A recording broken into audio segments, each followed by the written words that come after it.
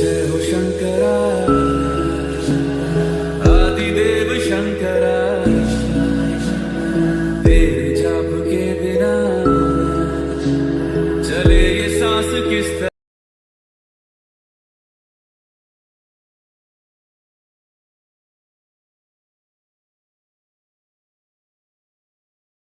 Hello বন্ধুরা, কেমন আছো সবাই? আশা করি সবাই ভীষণ ভীষণ ভালো আছো। আমিও খুব ভালো আছি। আরও একটা নতুন ভিডিওতে তোমাদের অনেক অনেক স্বাগত জানাচ্ছি। আর ভিডিওর প্রথমেই তোমাদের থেকে অনেক অনেক সরি চেয়ে নিচ্ছি বন্ধুরা, কারণ আমি মোটামুটি এক সপ্তাহ কোনো ভিডিও পোস্ট করতে পারিনি। এতটাই ব্যস্ত ছিলাম যে গিয়ে একটু ভিডিওগুলো এডিটও করতে পারিনি আমি, তাই তোমাদের জন্য নতুন নতুন কোনো ভিডিও আনতে পারিনি আমি।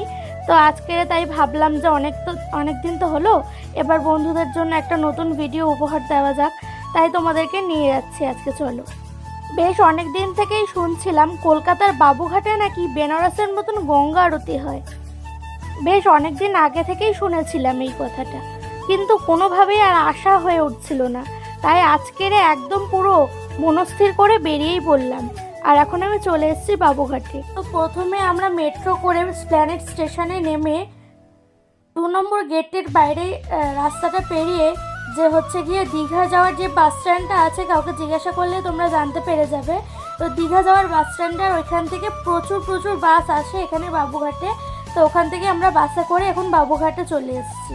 আর বাবুঘাটে পৌঁছাতে অলরেডি 6টা বেজে গেছিলো, তাই একটু তাড়াহুড়ো করেই যাচ্ছিলাম। দেখো এর মধ্যে কত ভিড় হয়ে গেছে চারিদিকে। আর একটু আগে এলে মনে হয় খুব সুন্দর করে ভিডিওটা করা যেত, মানে আর একটু সামনের দিকে জায়গা পেতাম, এই আর কি। তো দেখো এখানে আস্তে আস্তে সমস্ত পুরোহিতরা যারা আরতি করবেন তারা আস্তে আস্তে নিজস্ব জায়গায় চলে আসছেন। আর এই পড়ন্ত বিকালে গঙ্গার দর্শন করে নাও সকলে। দেখো কতটা সুন্দর লাগছে না পরিবেশটা। আর এখানে পরপর 11খানা স্টেজ আছে, যেখানে যে যার জায়গায় আসন গ্রহণ করে পুরো আরতিটা করবেন। এখন আরতির সমস্ত সামগ্রী প্রস্তুতির কাজ চলছে, আর পুরোহিতরাও চলে এসেছেন তাদের নিজস্ব আসনে। আর কিছুক্ষণের মাত্র অপেক্ষা, তারপরে শুরু হয়ে যাবে সেই দুর্দান্ত আরতি, যা দেখলে চোখ এবং মন দুটোই জুড়িয়ে যায়। চারিপাশের ভিড়টা একবার লক্ষ্য করো বন্ধুরা, যে কত কত শত শত মানুষ এই আরতি দর্শন করতে আসে। তো আরতি এক্ষুনি এই মুহূর্তে শুরু হবে। আর তোমরা দেখে নাও, সামনেই রয়েছে গঙ্গা মাতার মন্দির। আরতি শেষে অবশ্যই তোমাদের মন্দির দর্শন করাবো। একটু গঙ্গার দৃশ্য তোমাদের সামনে তুলে ধরছি বন্ধুরা। দেখো গঙ্গা মাতাকে কত শান্ত লাগছে না? হ্যাঁ, এটা হচ্ছে ভাটার সময়। স্বয়ং গঙ্গা মাতা আর গঙ্গা নদীর মধ্যে কোনো পার্থক্য নেই। গঙ্গা মাতারই লিকুইড ফর্ম হচ্ছে এই গঙ্গা নদী। যে কোনো পুজো, অনুষ্ঠান, বিয়ে, অন্নপ্রাশন কোনো কিছুই কিন্তু সম্ভব নয় এই গঙ্গা জল ছাড়া। এই গঙ্গা জলেই সমস্ত কিছু শুদ্ধ হয়ে যায়। আর আজ সেই গঙ্গা মাতার আরতি হচ্ছে তার নিজস্ব জল দিয়েই, মানে গঙ্গা জলে গঙ্গা পুজো।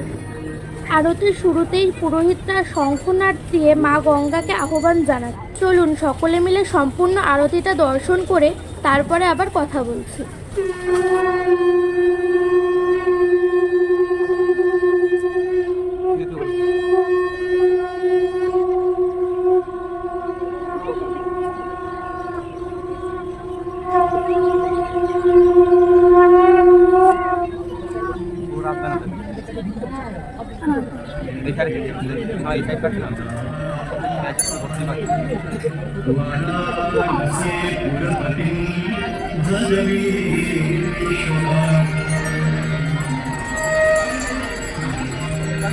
একবার এই পানটা করতে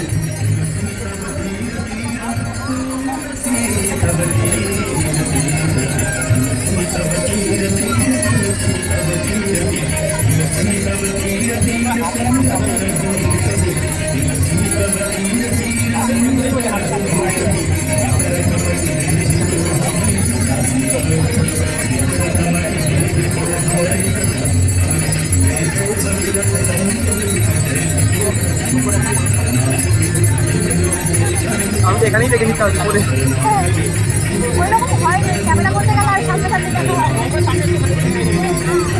হাত কাটা করছে একটু তোমার অনেকক্ষণ হাত ধরে আজকের ফোনে তো হাইটই যাবে।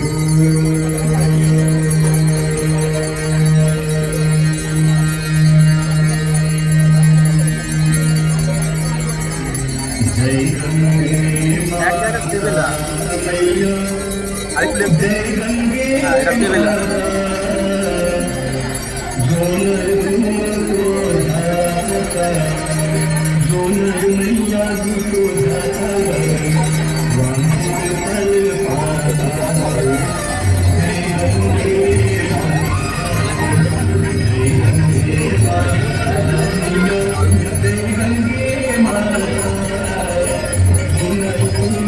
আমার তোদের থেকে আমার ক্যামেরা পড়ছে, তোদের ছবি ছবি ক্যামেরা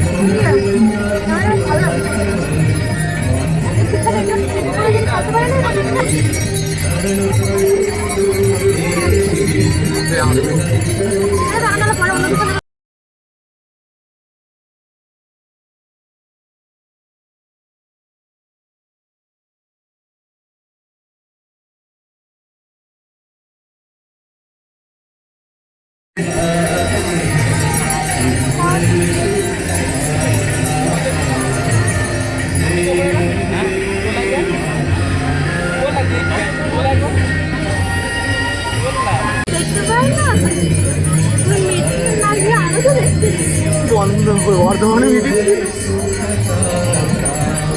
আজকে নাকি আমি এখানে আছি।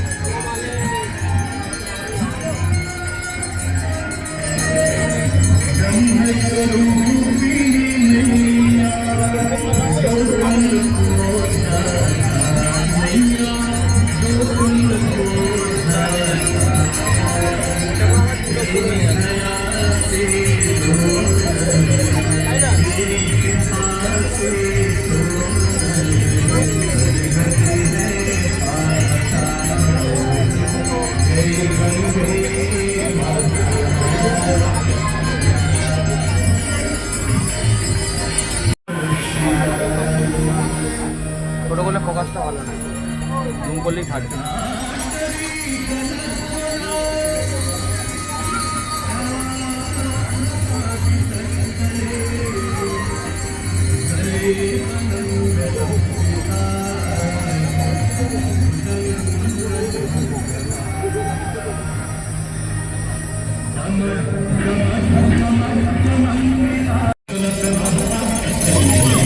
একদম ধুম করে শুরু করে দিয়েছে, ফোকাস নিচ্ছে না, সেটাই একটা জায়গায় স্টেপে লাগতেই পারছে না।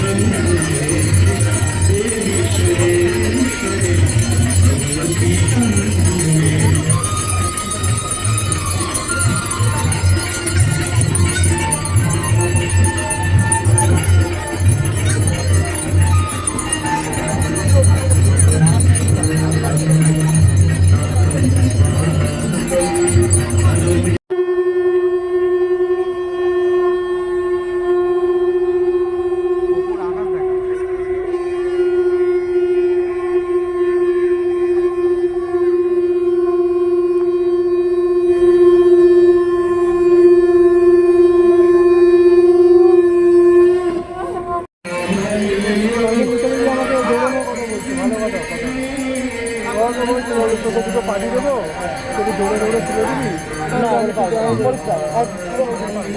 আমার দ্বারা এসব হবে না।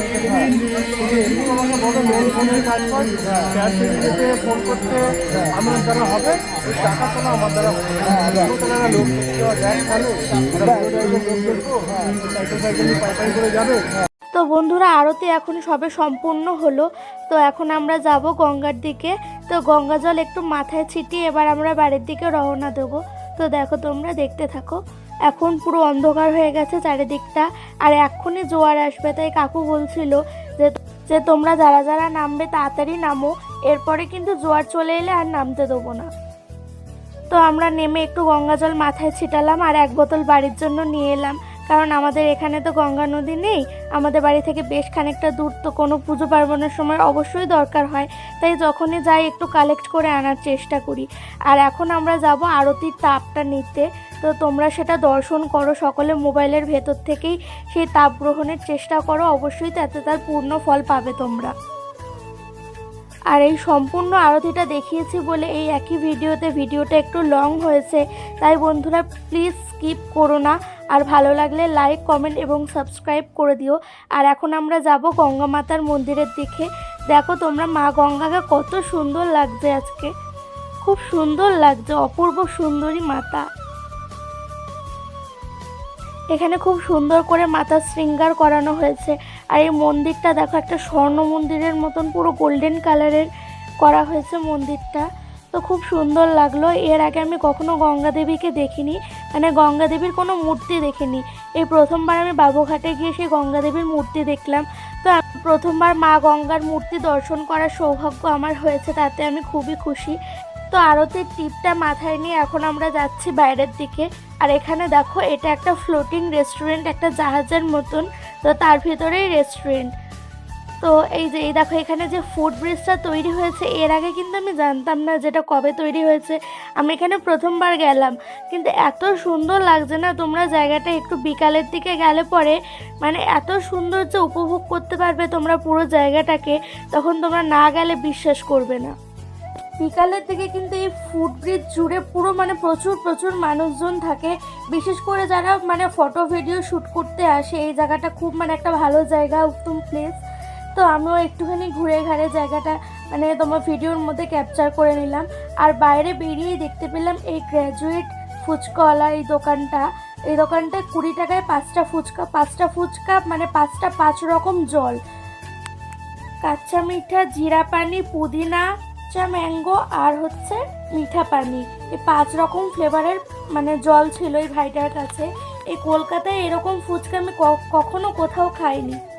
এই সমস্ত এত রকমের ভ্যারাইটির জল আমি যতদূর জানি মানে দিল্লির ওদিকে যখন মানে যারা ফুচকা খায়, তো ওই সাইডে এই টাইপের ফুচকা পাওয়া যায় অনেক রকমের পানি দিয়ে। তো আমাদের কলকাতায় একমাত্র এই পুদিনা পানি হয়তো বা পাওয়া যেতে পারে, নাহলে ফেমাস ইমলি পানি, মানে যেটাকে বলে তেঁতুল জল।